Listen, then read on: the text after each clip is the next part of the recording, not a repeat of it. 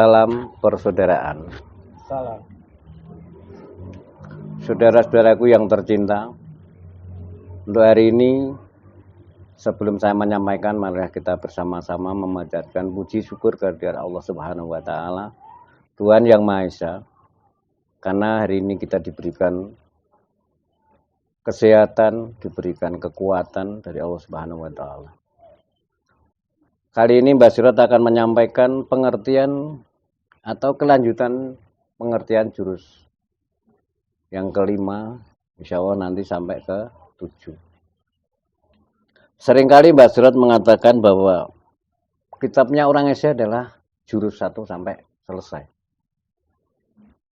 Jurus 1 seringkali sudah saya utarakan bahwa seorang Esa berdiri baru mempunyai pendirian. Dan di saat kita sudah mempunyai sesuatu, entah itu dunia maupun ilmu apapun, jangan mudah dibuka di sembarangan tempat, karena bisa jadi akan menjadi bahaya untuk kita sendiri.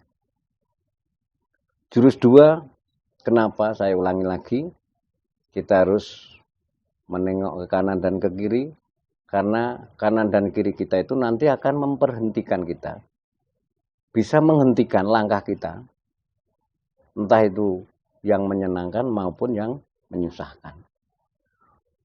Untuk jurus 3-nya, dulu sudah saya sampaikan bahwa ada gerakan-gerakan yang tangan itu ke atas, memegang kepala, dan diturunkan ke lutut. Itu artinya kita harus bisa membedakan di antaranya lutut dan kepala. Karena kepala ini untuk tempatnya berpikir.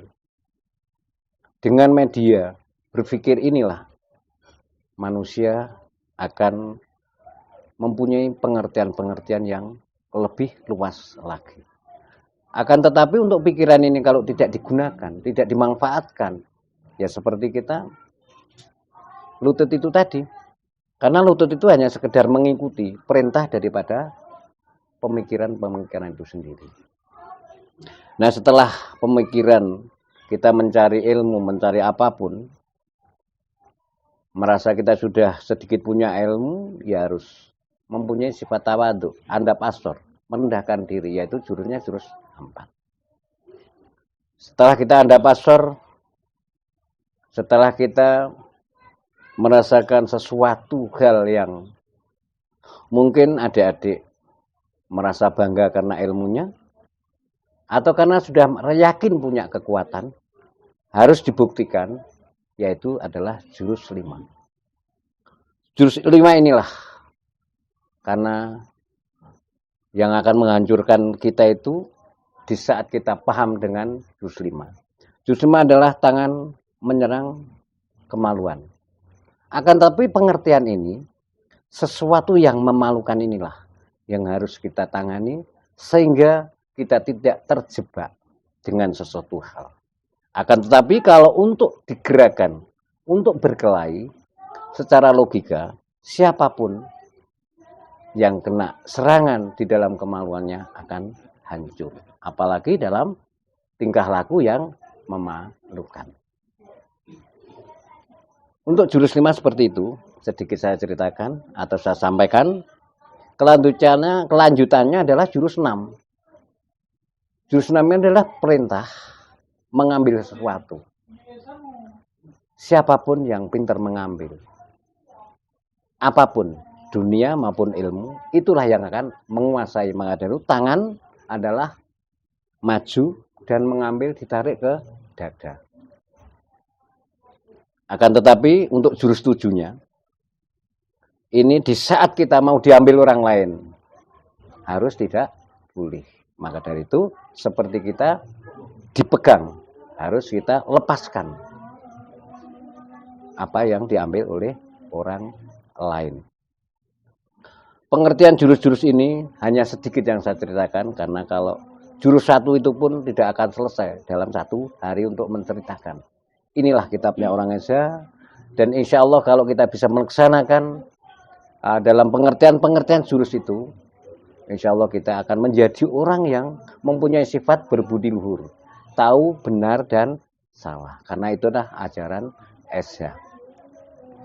Ajaran Esya, kenapa dikatakan Esya? Kalau Ki Surodiwiryo dulu ditanya, ini pencak silat apa?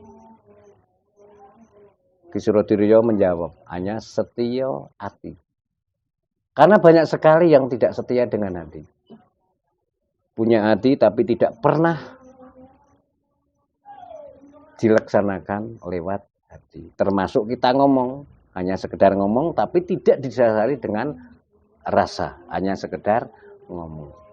Padahal kalau kita disertai dengan hati, saya yakin apapun perilaku kita pasti berhati-hati. Inilah bedanya bela diri yang lain dengan bela diri Esya.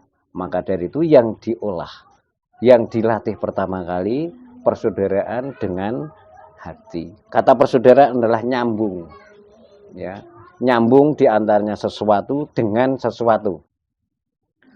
Setia hati seringkali saya ceritakan bukan hanya sekedar setia hati itu terhadap pelatihnya, terhadap teman-teman, tidak. Tapi apapun yang dikerjakan harus didasari dengan rasa setia hati, rasa senang. Sekolah ya harus didasari dengan setia hati. Apapun. Pekerjaan juga begitu. Insya Allah kalau didasari dengan rasa senang, hasilnya akan dinikmati nantinya. Akan tetapi kalau merasa terpaksa, tidak didasari dengan setia hati, ya saya kira untuk hasilnya tidak memuaskan. Hanya kadang-kadang kita hanya sekedar melakukan. Saudara-saudaraku yang berbahagia, untuk kali ini saya kira saya cukupkan sekian. Untuk lebih luasnya memang tidak hanya di konten, tapi akan tetapi kita harus berhadapan langsung, cerita langsung, karena kalau konten tidak terlalu banyak saya ceritakan. Inilah pengertian-pengertian atau arti daripada jurus. Akan tetapi untuk kegunaan jurus, untuk silat jurus tidak mungkin akan saya sampaikan di konten atau di video ini. Kurang lebihnya Mbah Sirot menyampaikan, saya mohon maaf.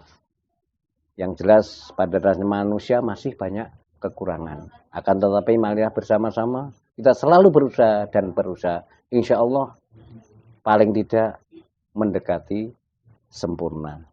Saya kira itu yang saya sampaikan. Akhirnya salam persaudaraan.